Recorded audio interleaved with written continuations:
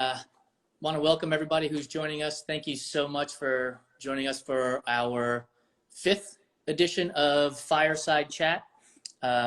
Today we'll be talking to Stevie Lyn Smith, sports dietitian, and we'll be going over a number of different things. Before we get started, I want to introduce myself. My name is Jason Bahamundi. I am one of the owners of Run Try Bike magazine. Joining me is Om Gandhi, who is our social media manager. And his role today will be to help us get questions over to Stevie as soon as she's able to join us.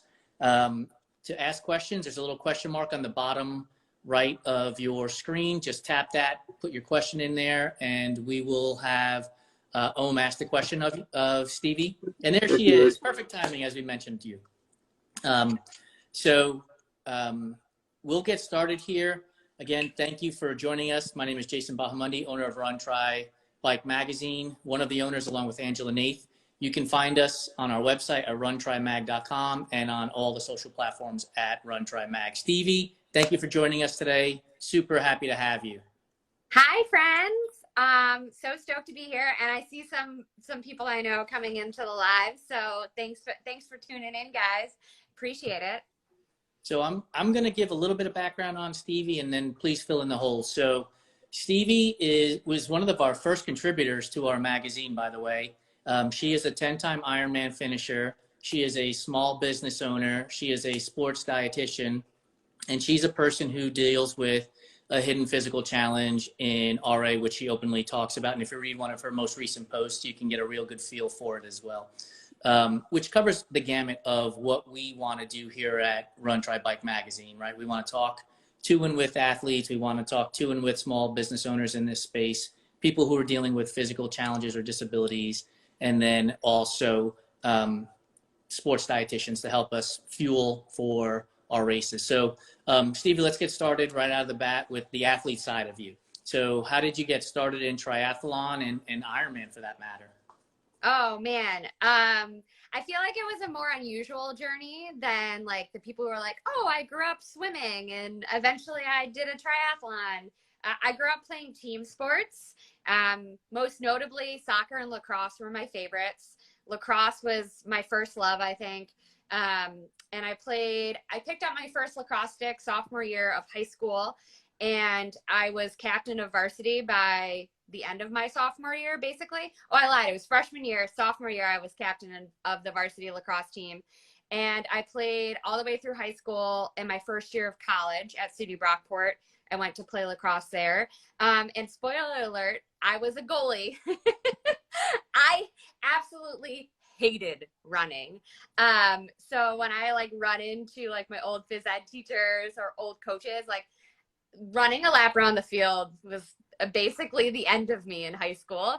And so always been very athletic. My mom really encouraged myself and my brothers to just try all the sports. So I tried all the sports. Those are the two that stuck. And she very much taught us, like, when you sign up for a thing, you do the thing. You follow through, you make a commitment to your team, or if it was music or art, whatever it was.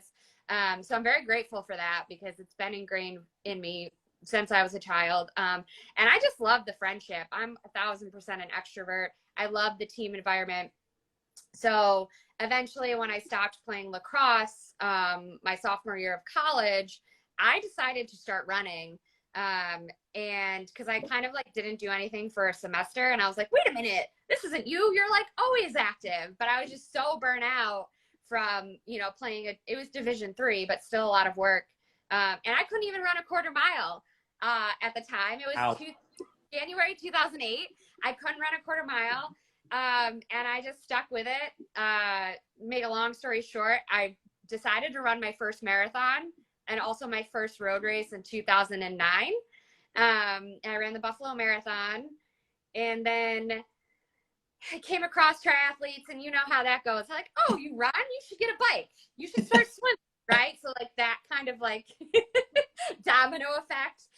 But in 2011, I was training for a marathon, and I got a pretty gnarly injury. I had a stress fracture in the neck of my femur. So basically, what connects my hip to my hip joint. And it was so bad that my orthopedic doctor was like, if you step wrong, you could shatter your hip and need pinning. So that was a big turning point that, you know, I took the time off, like did what I needed to do to rest and recover, but then started swimming and biking as part of like my comeback.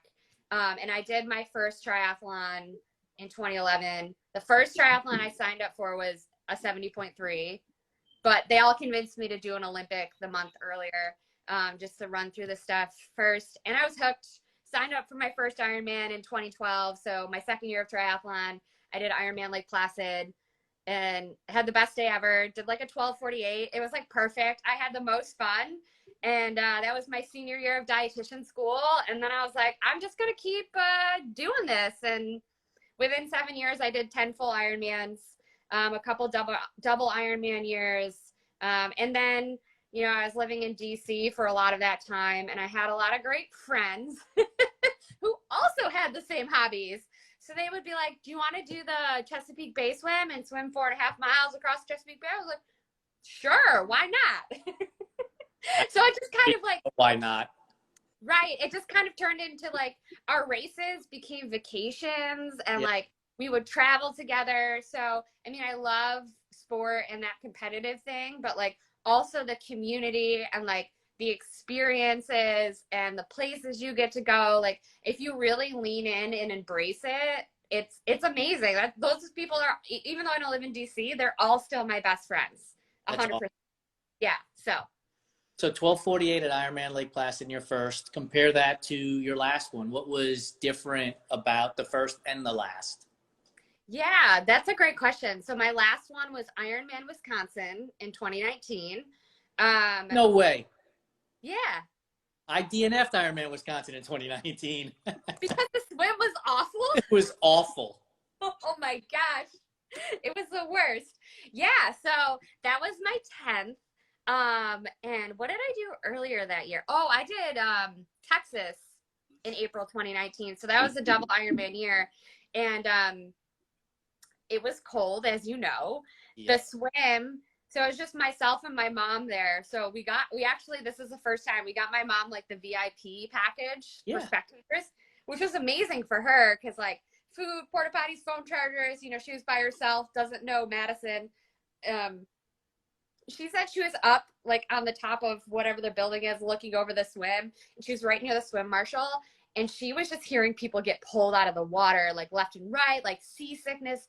So I started that swim. I jumped in the water, like not even thinking about anything. Like I don't do warm-up swims. And I was like, oh, it's cold. I thought I was going to DNF in the first 200 yards. I made it what is it? So I made it a quarter of the way. So 0.6 of a mile. Okay. The hell with this. You're smarter than I am. So I did my slowest Ironman swim. I swam a 118 and like my PR is like a 105, but I usually like land around like a 108, 110. And I was just like, well, it's fine. You know, like you can't control the conditions. And then I just like the bike. I was like, you know what? Like, we're just gonna enjoy this. And yeah, I ended up doing a 12:35 there. So it was like still a solid day. I was always pretty consistent with my Ironmans. Like I think most of them fell between a 12:20 and a 12:48. My PR was 11:35, but yeah, it was like quite the experience in Wisconsin. Like the crowds were great on the run course. Like the run was very challenging because it's not flat, right. But like, I kind of knew it was the end for me. So I really just like, you know, there were a lot of those fields when you're like running into town and everybody's cheering and you're like, yeah, this is it. Like, I'm good, you know, tapped out. So have you officially hung up your Ironman competition side then? You said your final? I think I'm pretty sure everybody was like, when I said it at first, was like, oh yeah, sure, whatever. But I'm gonna be 100% honest. I do not miss riding my bike for like 5 to 7 hours. I sleep in, I go to the farmer's market, I run like 4 miles, do some yoga, and I was like, wow, it was great. I worked out, you know? Yep. I just don't miss it, you know? So you had a pretty uneventful, ideal day at Lake Placid. You had a very full, eventful day at Wisconsin.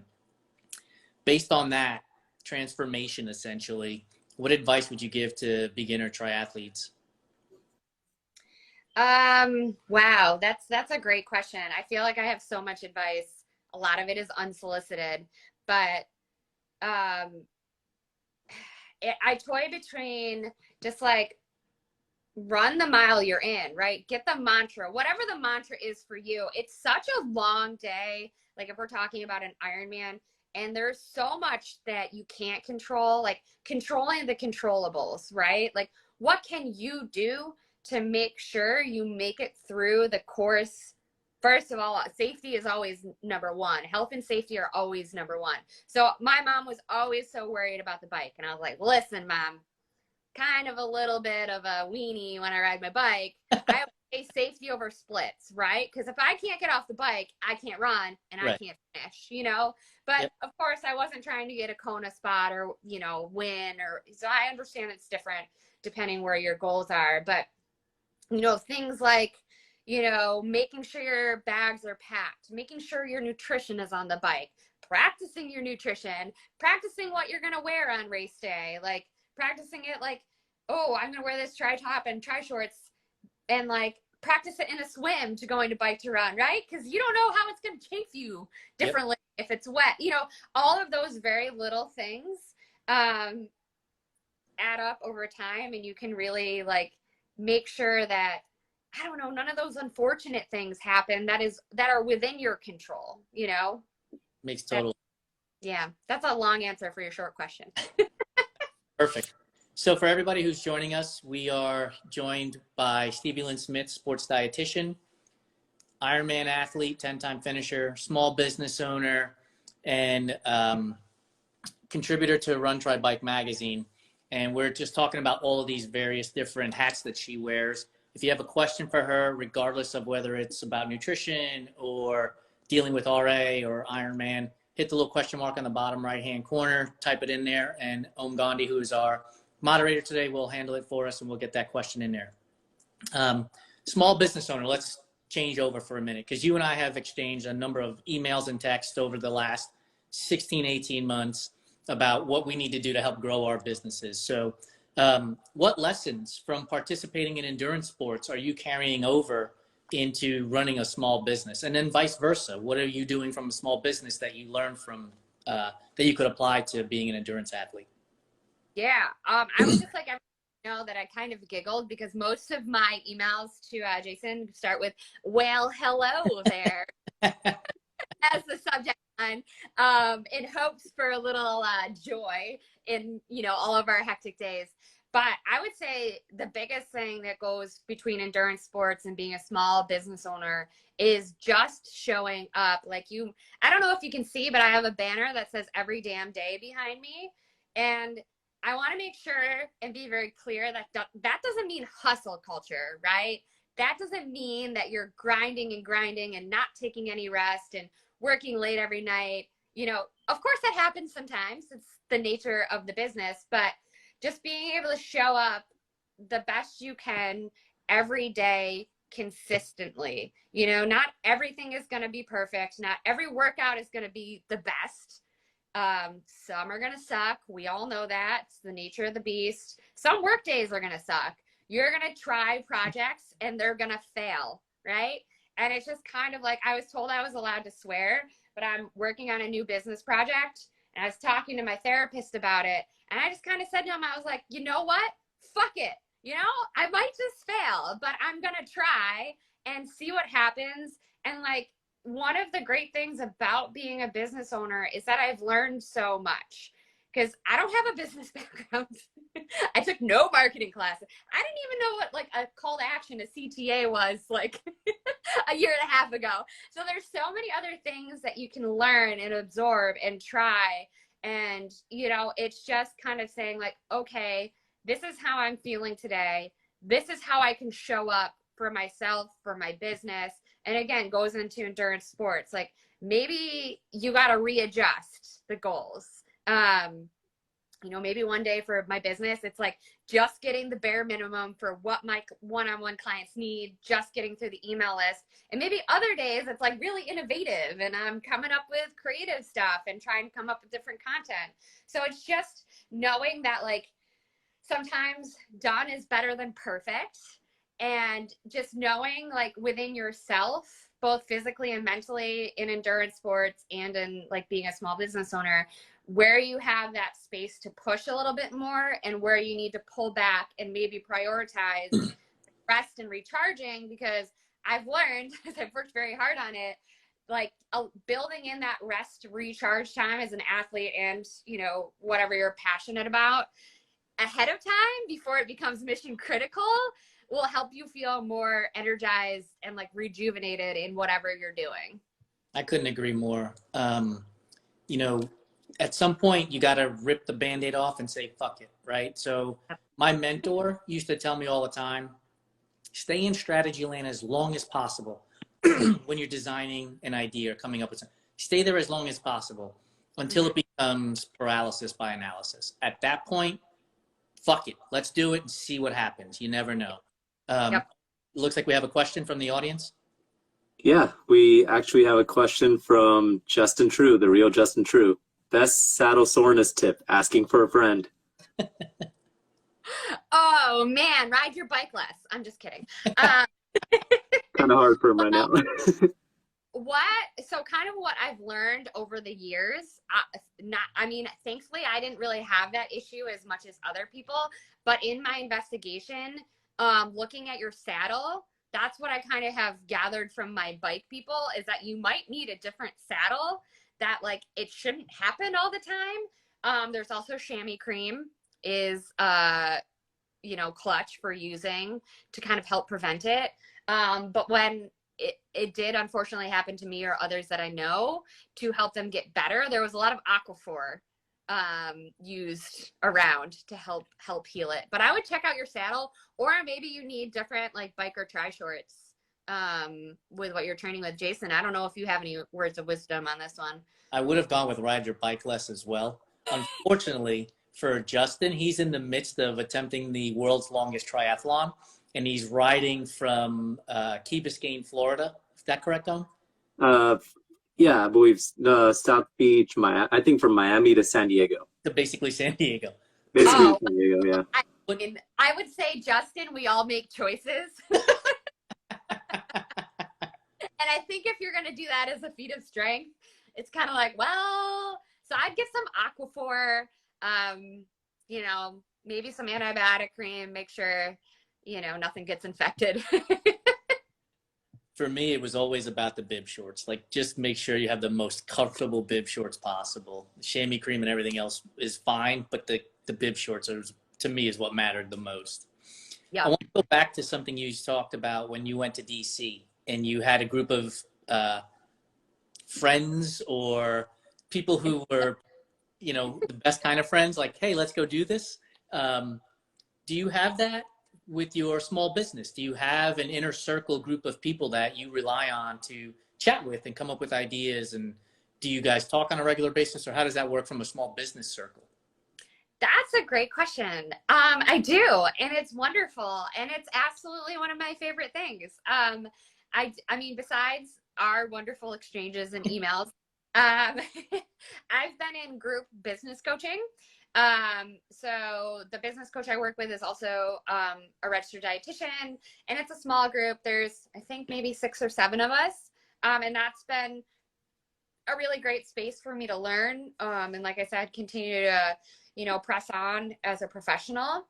They've all been very supportive. And then there are a handful of other sports dietitians that I basically have met through Instagram, because that's how you meet people as an adult, I guess, that have become amazing peers, awesome sounding boards. Like, even though we're in the same like niche and like have the same clients we're trying to go for, it's like the couple of and they happen to be females. Most of you know, the majority of my profession is a female profession.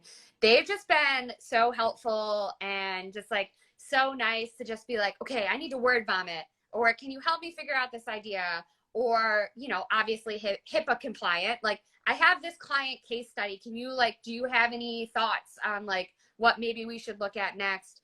One of them is my friend Natalie, who's local to Buffalo, which is really nice because we also just do our long runs together and our dogs hang out together. And, she's become one of my best friends. And it's just amazing how within the same, we're technically going for the same clients, but I love that we can be collaborative and supportive of each other, not that cutthroat, I always worried about in the business world kind of thing. Yeah. Kind of the, She just joined. Natalie, I just shout you out and told you you're my best friend and our dogs hang out. Thanks for being a good friend and being a partner as opposed to utter competition. Yep, exactly. I will say that's not the case in all of the sports nutrition world. Bad encounters with others, but we lean into the positives here and our good support crew. So I'm very grateful for them. Yeah, and I would say the same thing for us. I think that there are so many publications, websites, and everything else that when we launched this business, we didn't look at it as competition. We looked at it as a way to further educate folks as they were deciding to become endurance sports athletes in whatever form that looked like. And so if we can all work together in a way, we don't have to have a formal relationship, but work together in a way to educate, I think it just makes much more sense to get more people involved. Oh yeah, absolutely. And yeah, that's kind of the thing, with Natalie and my friend Holly, it's we're just in the business of helping people. And this business, I understand that I'm not going to be the right person for every athlete. Natalie might not be the right person. Holly might not be the right person, but having that strong network, I can be hey, you know what? I don't know if I'm the best fit for you as a provider, because I didn't become a small business owner to make a lot of money and be rich.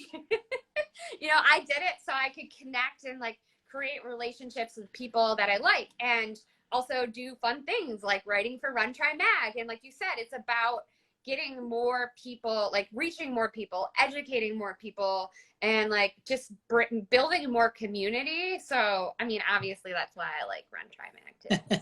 So. What I want the audience to hear so far based on the first 20 minutes or so is give it a try. You never know what you might find. Find the support that you can get out there. People who can help you swim, bike, run. Don't be afraid to ask for help because you just never know who you're going to run into. And don't be afraid of failure because inevitably it's going to happen. I mean, look, we talked about Stevie's last Ironman, which happens to be right now my last Ironman. She finished, I DNF'd. And it's okay. Either way, it's okay. So for those of you who are joining us, just know that. And if you're just getting started in sports, give it a shot. You never know what you may find, and also, build a community around yourself. I want to jump into the nutrition side now. So we've moved past small business owner and athlete into the nutrition side, sports dietitian. That word nutrition is used all the time. I mean, it's constant. You can't get away from it. How do you define it? When you hear that word, how do you define it? So when you talk to your clients, it has meaning. Yeah. I've never actually thought about overall definition for the word nutrition. But the way I like to approach it is something that can elevate our life. What can make our life better, more positive, whether we're focused on improving our health or we're improving our performance. It's a tool and something awesome we can also use to build relationships. The social aspect of food and nutrition is very important, and how we can make all of these things align to support whatever our goals are. Kind of a broad definition, but just more of that whole big picture approach. And you shouldn't be feeling like garbage all the time if you're training or if you're not training. And a lot of that is tied to nutrition. So rather than coming with the thought process of I can't eat this and I shouldn't eat that, or I can only eat this, or, oh my God, you're eating that, more of hey, if I eat like this, I feel real good. Whether it's you're feeling good at work or with your family or training or running, it's just very important to use it in that light. So with that being said, we're members of the media, even though I don't perceive us that way.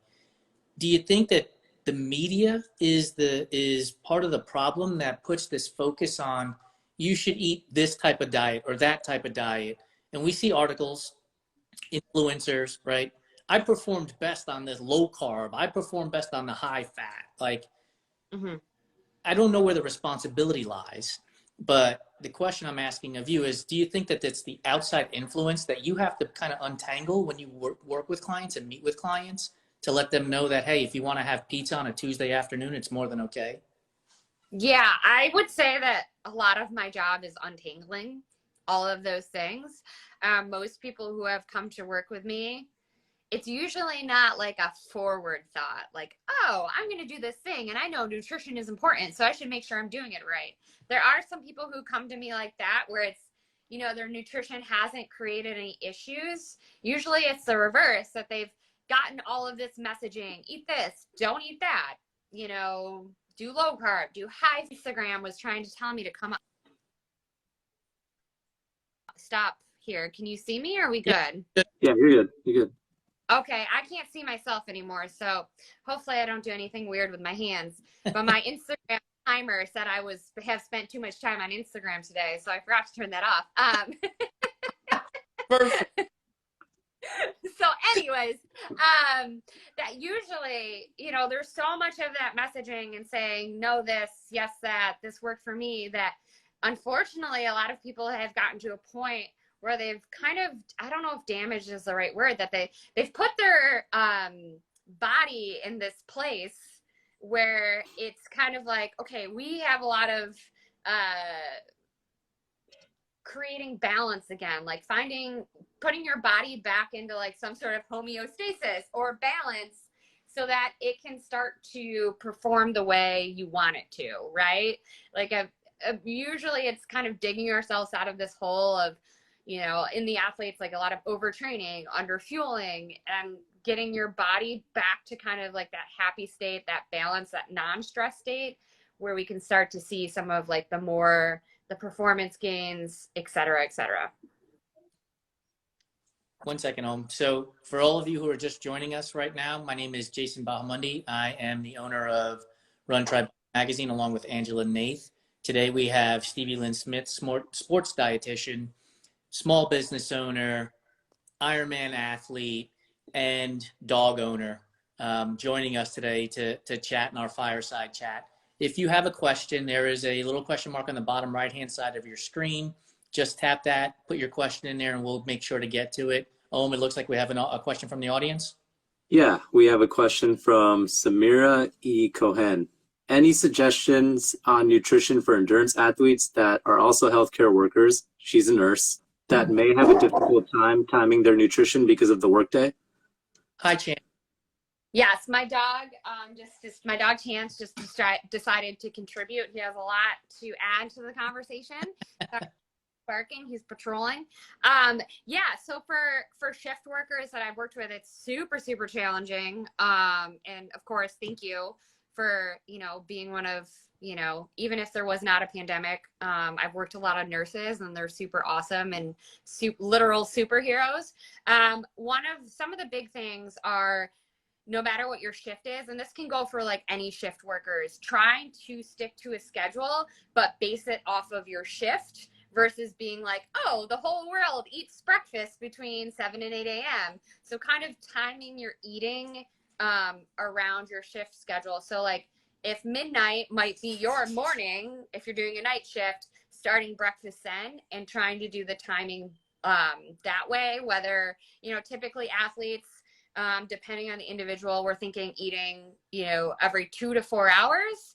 And kind of just, you know, knowing how busy it can be to be a nurse, you're probably more on that 4-hour stretch is more realistic. So then what you're bringing, just making sure you can get as much out of that meal or snack. So very, you know, kind of nutrient dense things, depending on where you are in your training cycle, whether it's really quick smoothies or, you know, even a peanut butter and banana sandwich. You know, people don't think about those things, right? Because you're going to get a lot of density out of the peanut butter, you know, and the whole grains, the banana. That's something like, even if you get half of it down at one time, and then like 2 to 3 hours you're getting a little bit more down plus some fruit.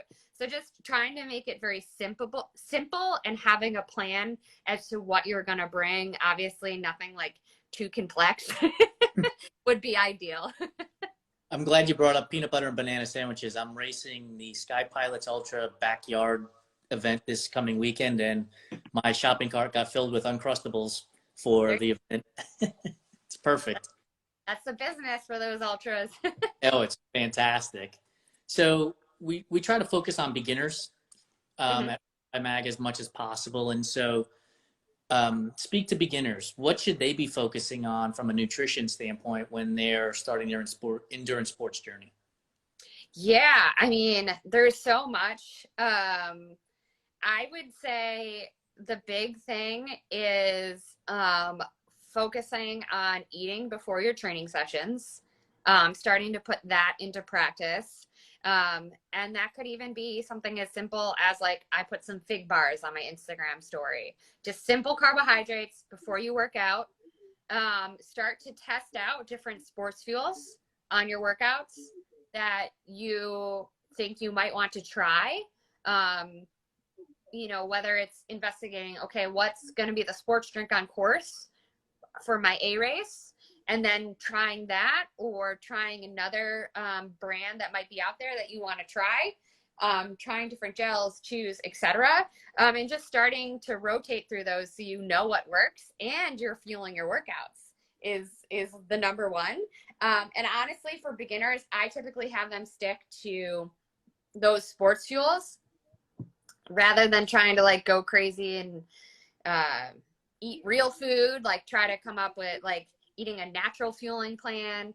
Don't be afraid of the sugars. You need them. You need carbs. You need carbs.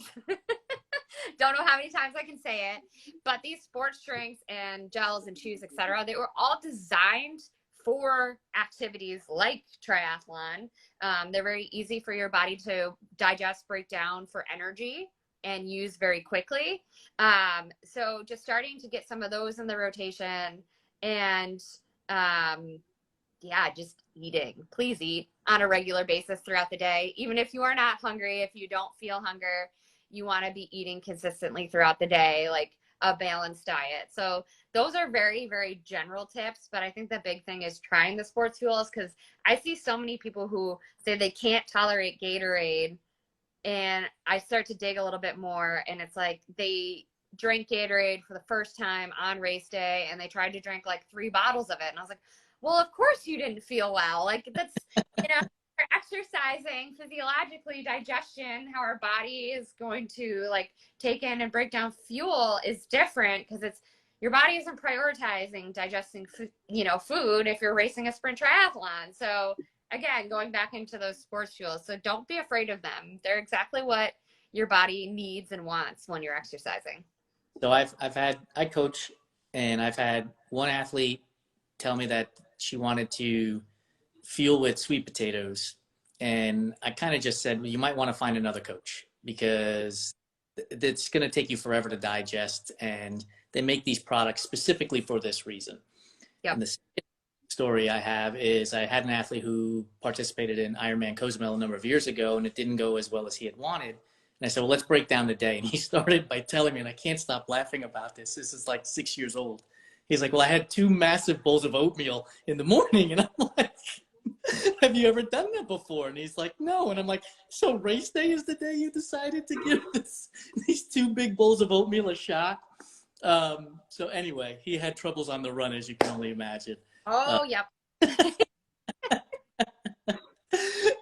Anyway, look, folks, try out, like Stevie said, try out this nutrition during training and see what works for you. Don't worry what your buddy is doing. Don't worry what the website says. Even if we're promoting some product, test it out. Make sure it works for you before you get into race day. I've seen 2 or 3 questions come up. Yeah. So I'll start with this question from Ronald. Do you have any recommendations for somebody who is both trying to manage weight loss and train for endurance events? And he also says, hi, Stevie. Hi, Ron. I'm so glad you're here. Yeah, so weight loss and training for all those endurance events, Ron, it's usually not a good combination, right? So typically, if I have someone who's kind of, you know, in the heat of training, I don't have them prioritize weight loss. If weight loss is a healthy and appropriate goal, that would be something we would broach in the off season typically. Because as I mentioned at the beginning, I don't know if you were here, but my number one goal is the health and safety of all of my athletes.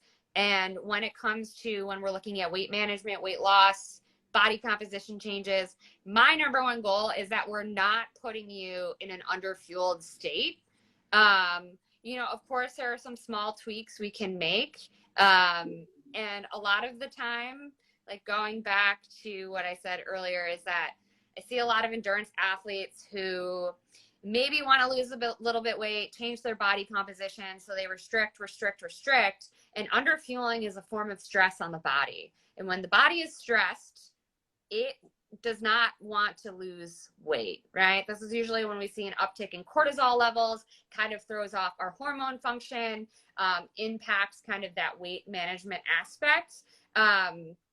So typically I would always tell, you know, I always have people fuel 100%. Like we're not starving our workouts or starving our post-workout recovery, because then that kind of turns into the, oh, well, if I only like half-ass fuel my workout, then you finish your workout and you're so incredibly hungry that you're eating like the whole kitchen sink. So it's more about focusing on the consistency of eating, you know, prioritizing protein, but making sure we're fueling those workouts, you know, enough and fueling our recovery. So then we're not getting into also that underfueling stress, and then really revisiting the weight management aspect when we're out of like our peak training, our peak race season. So that means, Ron, that you can't race all year round.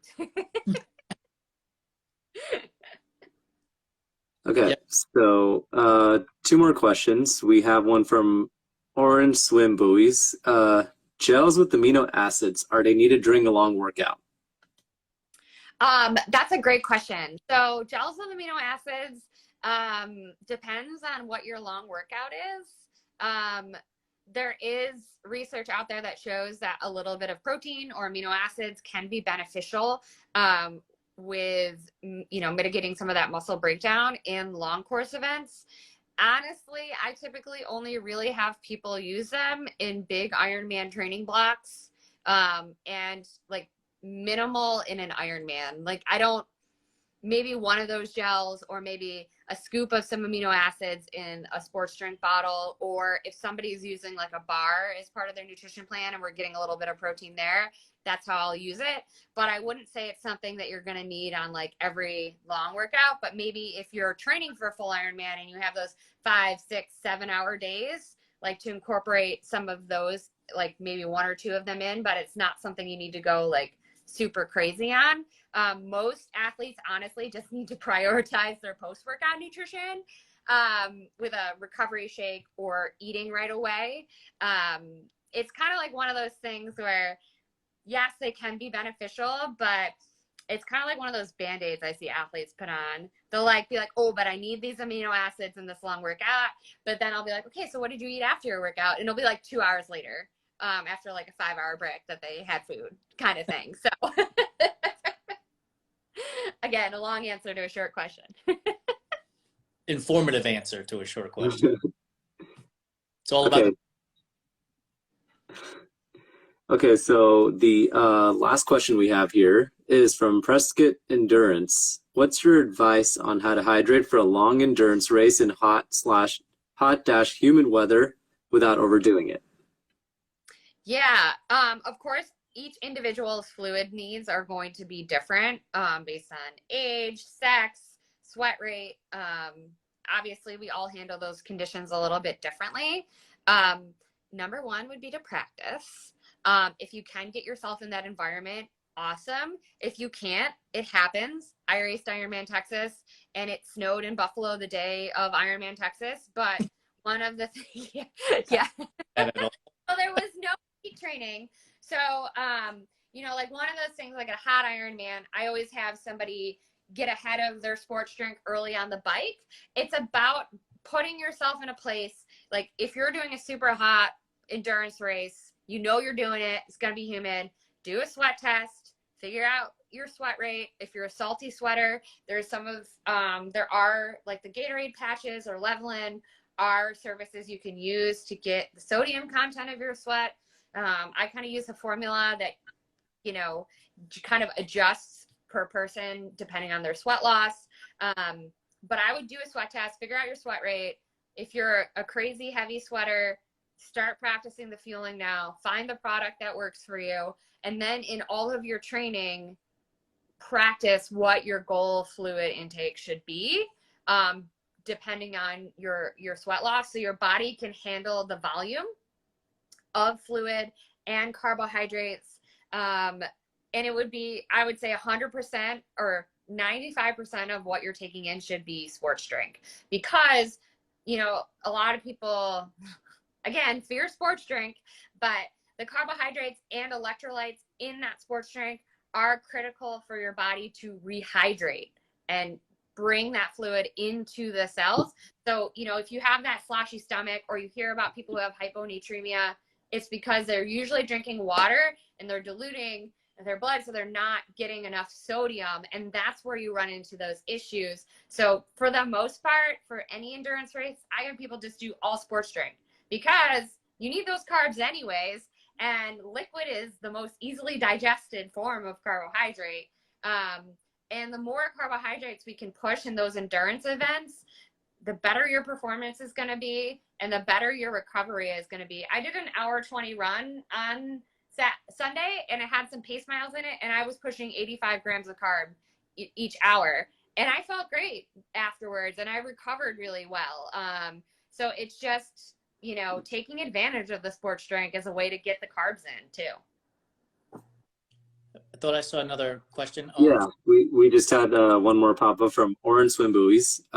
She's first off says thank you, and the question is pea or whey protein, is one better than the other? Oh yeah, great question. Honestly, when looking at protein powders, to think about like superiority, it's what the individual will tolerate, right? So I use pea protein for people who have issues with whey protein. Typically, if I'm, you know, recommending, I always go towards whey, just because of the bioavailability, the leucine content, etc. But for pea protein, for people who choose to follow like a plant-based eating pattern, or maybe whey just does not sit in their stomach, then pea protein is a great option. More so than focusing on pea versus whey, the number one place I have people start is this a quality protein powder? Because they're not regulated by the FDA. So looking and seeing, okay, is there third-party testing to make sure the supplement isn't, for lack of better terms, hot garbage that you're going to spend a lot of money on?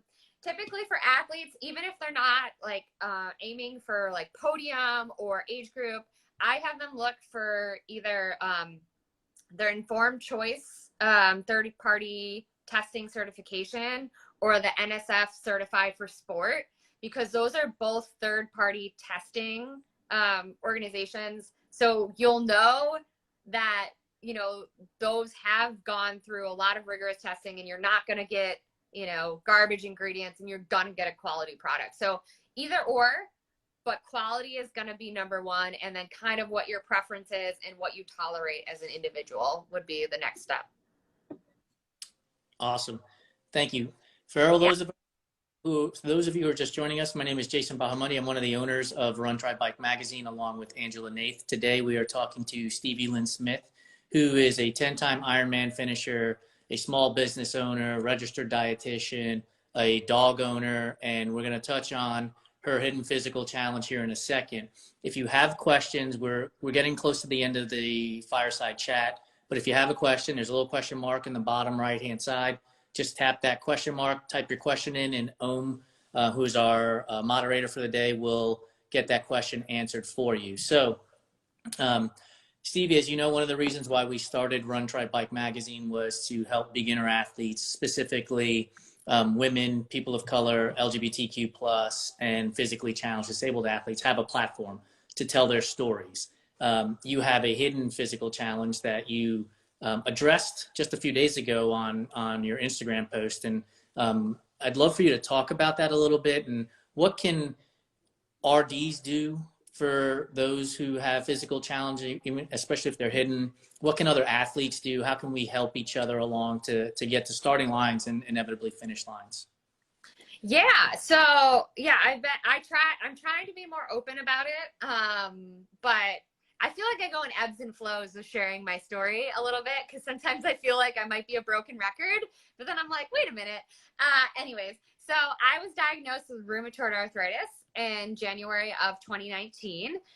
For those who aren't familiar, essentially it's an autoimmune disease where my body, my immune system attacks my joints mainly, but it can also attack other body systems like organs, muscle tissue, etc. And it was obviously, if you were here at the beginning of the chat, knowing my history as an athlete and an Ironman, it was kind of an abrupt diagnosis. And I still did race 2 full Ironmans after. I'm still here, right? Still video. It's just telling me Instagram wants me to get off Instagram. It's like, you're spending too much time here tonight. Your screen time is going to rocket. I know. It's okay. I don't worry too much about that. Anyways, basically, yes, 2019, I was diagnosed with rheumatoid arthritis. I had just gone to Patagonia with some of those DC friends who like to do all the crazy things. They're like, hey, who wants to go spend like 7 days hiking in Patagonia? And everybody was like, I'm in. Yep, right. So I was training for Ironmans. I had just quit my job in DC earlier in 2018, moved home, started grad school, was working a couple jobs. You know, this is kind of like the Stevie baseline, doing all of the things. Got back from this trip, started to not feel like myself, had some gnarly symptoms. Long and short of it, out of nowhere, just was diagnosed with rheumatoid arthritis. So basically, IDEAL is a very hidden disease. You'll watch my Instagram stories and be like, there's nothing wrong with this girl. You know, it's a lot of chronic fatigue, a lot of pain, a lot of brain fog. It's definitely changed my life in a lot of ways. I can't quite do the things that I used to do, which is part of the reason Ironman retirement came around. And within my post and my newsletter, I stubbornly put myself through those 2 full Ironmans in 2019. None of the training cycles were great. I didn't feel great. You know, I was burnt out. You know, one of the big things as an athlete is I still kind of feel like I can't push myself like I used to. And if you're an athlete, no matter what pushing yourself means or how it looks like or what pace it is, like that's one of the fun parts of being an athlete, is seeing like, oh man, like last time, it was like when I first started running, last time I could only run a quarter mile, but I ran a half mile straight, like those little accomplishments. So that's been challenging. But, you know, on the flip side, I think it's been, you know, a gift in its own way, where it's taught me kind of in that push and pull I talked about. When can I push myself a little bit harder? But also it's helped me really tune in to listen to what my body is telling me. There's so much in endurance sports that's like, go harder, run more, you know, a half Ironman, that's it. Do a full Ironman. You know, there's always kind of like that next level. And now I've gotten so in tune to know when I need to sleep, know when that rest is productive, or like when I can push my body a little bit harder like I used to. So that's been a very big gift of it. And really my focus on athletics, I guess I just kind of put it into my business really, and kind of following this passion and taking the drive into something that doesn't quite destroy my body, like training for an Ironman. But I have found other ways, like I can still swim, bike, and run. You know, like I said, it looks different, it feels different. And sometimes I push myself a little bit too hard and I'm like, oh crud, I'm going to spend the next couple days on the couch and like try to learn my lesson that way. But I think the big thing is just, it's with anything in life, is not having that judgment. Just, you don't know what another person is going through, you know? And, you know, I miss being fast and going fast. And like, you know, sometimes I long for that, but it's nice to still be able to show up for myself in a different way. But the biggest thing is judging and still cheering and supporting. And, you know, I don't know, I think about like group runs, and it's like, you know, there's so much support for going fast, but maybe going slow and taking an easy run is the right thing to do, and or taking a rest day is the right thing to do. And I feel like that's something we should also celebrate. So we kind of create that whole like balance within the sport, for sure. Absolutely. I mean, one of the things I talked about a week or so ago was I raced the damn good run out here. It was a 40K, and I had hit the turnaround. I was coming back, and I was down on myself a little bit because I wasn't moving as fast as I thought I should. Then I realized, I'm like, you're going to be 49 at the end of this year. You're no longer 40. Like, compare yourself to the 49-year-old you are, not the 40-year-old you used to be, and run the mile that you're in, like you said earlier. Like, enjoy this moment, right? I'm not going to get to do this again at this stage, and be in the moment and enjoy it. And so I think there is something to be said. Last week we talked to Camille Baptiste of Swim, Run, Fun Events, and she said it, right? She's like, look, Ironman is not for me. I love the sprint and the Olympic distance. And so she puts on events for that, and duathlons and aqua bikes and things of that nature, so that people can come and enjoy the endurance sports world and don't feel the necessity to have to go to the Ironman distance or the 100-mile distance or whatever it might be. I just think it's that's a great point. Like, you don't have to do an Ironman to be a triathlete. Like, right. You can do sprints and you're a triathlete. Like, it's just like Amanda Brooks, she's a run coach. She's like, you don't have to do a marathon just because everyone else is doing a marathon, right? Yep. And honestly, it's like what you have the most fun with, right? Like, what's a challenge for you? What do you enjoy the most? And then also, you know, triathletes, endurance athletes are always, I would say most of us are doing 600 other things, you know, like maybe you're a parent to young children, and like training for an Ironman, probably, I mean, I don't like to make choices for people, but probably not the right move if you got some toddlers. So like, maybe that, you know, it's, everything is a season, right? So maybe you have young kids, or maybe you're in grad school, and like what you can manage with your time is to train for a sprint or an Olympic or half marathon. And there's nothing wrong with that, because it's not a full marathon or an Ironman. And maybe that's something you can do at a different season in your life. So it's kind of like the RA. The RA is like a season. So we're, you know, I'm constantly learning what's good for my body, what's not good for my body, what's working, what's not working. You know, how can I still set some goals and try to achieve some stuff? I'm doing a 10K open water swim this summer. Because the pool does not break my body. And it helps me stay like in pretty good running shape without pushing the run mileage. Because one of the things I just learned just this past year with the RA is how bad the muscle atrophy is with RA. And I was like, oh, that's why the marathon I did in October was hot garbage, because I tried to train for a marathon like I used to train for a marathon, and I wasn't recovering well and like didn't feel good. And I was like, oh, fast twitch muscle fibers are breaking down more rapidly. That's why my quads were absolutely shot.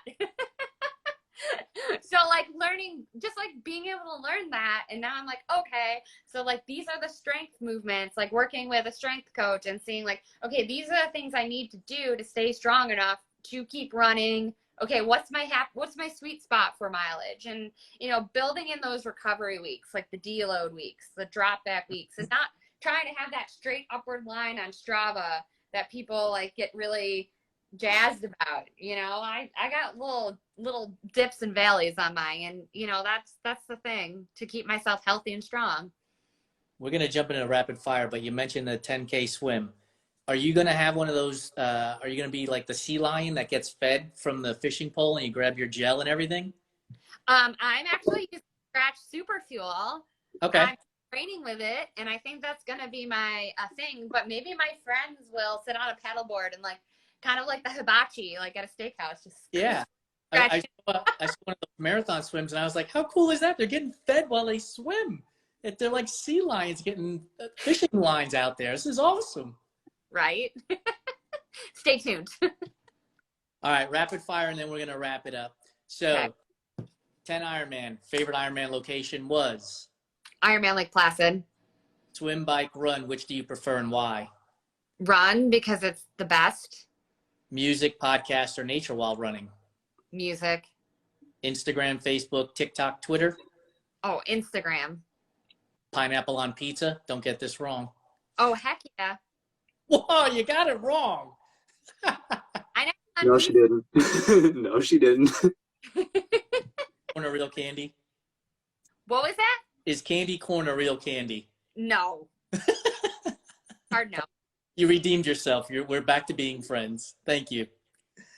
All right, folks, thank you very much for joining us. Stevie, let people know where they can find you and what you have coming up. Yeah, so you can find me here on Instagram at Stevie Lyn, Lynlyn. You'll see a lot of my awesome dog, also some nutrition tidbits and a lot of my adventures. If you want to learn more about me and my business, you can check out stevielynrd.com. It's also linked in my profile. And I have some very exciting news. This summer, I'm going to be opening up group nutrition coaching for triathletes in particular. So it'll be a small group setting, maybe like 10 to 15 athletes. Any triathlete, any level is welcome, any race distance. You know, if you're really struggling with your fueling, you know, not sure where to start or not sure why you keep bonking on the bike, trying to navigate how to eat during the day to support your training, any of those nutrition related things you struggle with as an endurance athlete, triathlete, we will be covering in that group coaching. It's going to be 10 to 12 weeks. Should be pretty fun. And we're also, you know, one of the things I'm very excited about it, going to create a community out of it so we can all lean into each other, support each other, cheer each other on as we kind of implement those changes and take, you know, a non-restrictive, you know, health-focused approach to our nutrition for our performance and recovery. That's awesome. A couple of things from us. If you go to runtrimag.com, you can find Stevie's website at the bottom in our footer. Just click there. It'll take you right to Stevie's website if you didn't catch the URL there. Next week, same time, 5 p.m. Pacific, 8 p.m. Eastern, we'll be talking to Coach Morgan Latimer about his new book coming up, Triathlete Mindset, and we should have some giveaways for folks. And then also, we've recently launched our race reports. So if you go to the link in our bio on Instagram, you'll see race reports. If you've raced recently, it's a real simple form to fill out, best tips, ideas for the RD, you know, upload an image and everything else so we can create a database for when people are searching for information about races, they'll be able to find it in one easy spot. Thank you all very much for joining us. Stevie, thank you for joining us, and Om for being the great moderator that you are. We'll see you next week. Thanks, everybody. Have a great night.